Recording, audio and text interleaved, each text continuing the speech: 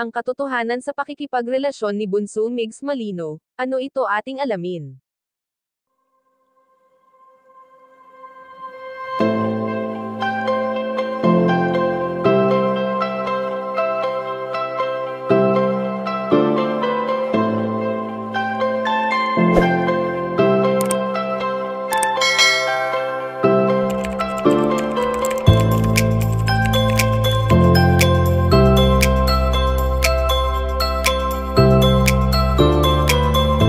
Kamakailan nga lang nang naging usap-usapan na naman sa mundo ng social media ang pangalan ni Bunso Migs Malino sa malimit na pagpapasaya nito sa mga netizens.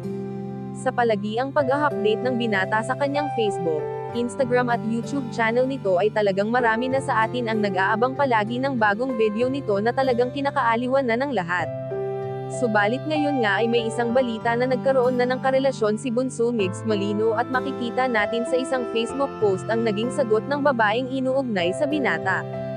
Ayon sa kanya, hello po sa lahat ng fans ni Mahal at Kuya Migs Malino. Pasensya na po, hindi ko po kayo ma-entertain lahat sa messages at call, madami din po kasi ako ginagawa at may work ako.